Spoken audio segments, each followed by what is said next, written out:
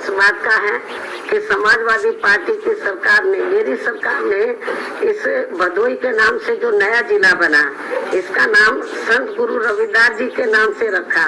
लेकिन ये इतना दलित हितैषी, इतना आदर सम्मान करता है कि सत्ता में आते ही उसने रविदास जी का जो नाम रखा था भदोई का, उसको बदल दिया। समझ सकते हैं। इतना ही नहीं, बल्कि इसी पार्टी ने अपने सत्ता में रहते हुए पिछड़े वर्ग में केवल अपने यादव समाज का ही अधिकांश ध्यान रखा है, बाकी पिछड़ी जातियों का नहीं। जबकि बीएसपी ने दलितों के साथ साथ यादव सहित सभी पिछड़ी जातियों का भी बराबर ध्यान रखा है, उनके विकास व उत्थान का। इसी प्रकार इस पार्टी ने अपनी हुकूमत के दौरान खूब दंगे भी कराकर हिंदू मुस्लिम भाईचारे को तोड़ा है। साथ ही चुनाव में भी खासकर मुसलमानों का तो इस पार्टी ने वोट तो जरूर लिया है, लेकिन टिकट व सरकार में भागीदारी देने के मामले में भी अधिकांश इनकी उपेक्षा ही की है। और इस बार भी सपा की जारी की गई पहली सूची में इनकी काफी उपेक्षा की गई है।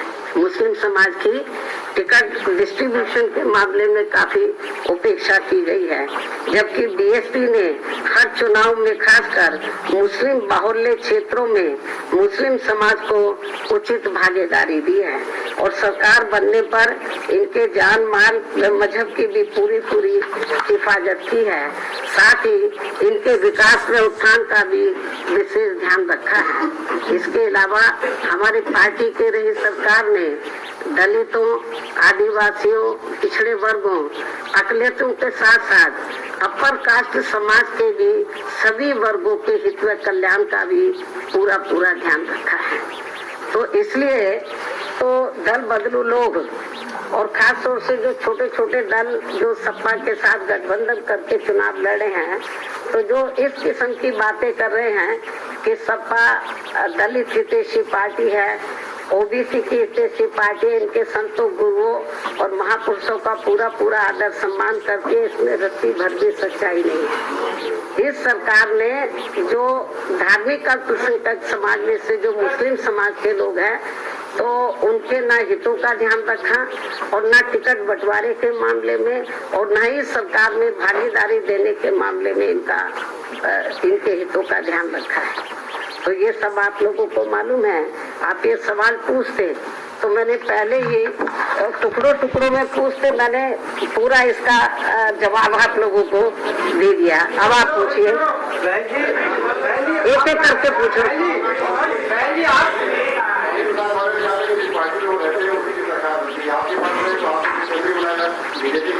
देखो, वो मुझे क्या मुख्यमंत्री बनाएगा, बीएसपी में आने के बाद उसकी किस्मत खुली है। पहले वो बहुत पार्टियों में रहा, वो कभी चुनाव नहीं जीता।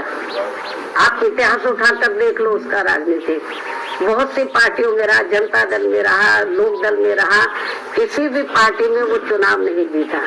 जब वो बीएसपी में आया तो पहली बार उसकी किस्मत खुली और वो एमएलए बना। तो ये जो हवाई बातें हैं तो वो बेकार हैं। तो इसलिए जो मैं आपको ये बताना चाह रही हूँ कि ये जरूर जिस भी पार्टी में जाता है, अभी जैसे बीजेपी वाले उसको ढोके चलते रहे 5 साल तक, उसको समझाते रहे भाई हमें सर्व समाज को लेके चलना है, तो लेकिन वो नहीं माना। तो अब आप तो देखो उसकी लैंग्वेज, आप लोगों को मालूम है उनकी लैंग्वेज किस किस्म की है। जबकि आप लोगों को जब हम अम्बेडकरवाद की बात करते हैं तो बाबा साहब डॉक्टर अम्बेडकर की जो सोच है उसको समझना चाहिए। बाबा साहब डॉक्टर अम्बेडकर किसी भी जाति और धर्म के खिलाफ नहीं थे, वो जातिवादी व्यवस्था के खिलाफ थे। इस देश में जो गैर बराबरी वाली सामाजिक व्यवस्था बनी है उसको बदलकर वो समता मूलक समाज व्यवस्था बनाना चाहते थे। और इस व्यवस्था को बनाने के लिए बाबा किनको सामने आना होगा, जो इस व्यवस्था के शिकार हैं। तो जो इस व्यवस्था के शिकार हैं उनको अपर कास्ट को भी साथ में लेकर जब सर्व समाज में भाईचारा पैदा हो जाएगा तो तभी तो समता मूलक समाज बनेगा। तो बाबा साहब डॉक्टर अंबेडकर की ये इच्छा थी कि जो इस देश में गैर बराबरी वाली सामाजिक व्यवस्था बनी है उसको बदलकर समता मूलक समाज व्यवस्था बने जिसमें सब लोग बराबर हों।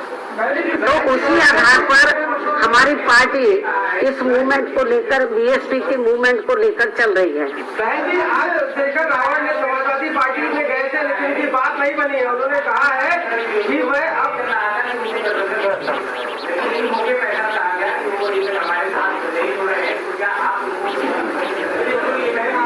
इसका सवाल आप उसी से पूछे। हम किसी भी पार्टी से, तो मैं मीडिया बंधुओं को ये बताना चाह रही हूँ, हमारी पार्टी किसी भी पार्टी के साथ कोई गठबंधन नहीं कर रही है। हमारी पार्टी अकेले अपने बलबूते पर पूरी दमदारी और तैयारी के साथ चुनाव लड़ी है। हमारा गठबंधन किसी पार्टी से नहीं, हमारा गठबंधन सर्व समाज में भाईचारा पैदा करके ये गठबंधन चल रहा है और हमें पूरा भरोसा है कि इस गठबंधन के आधार पर इस बार हमारी पार्टी को एब्सोल्यूट मेजॉरिटी जरूर मिलेगी। धन्यवाद।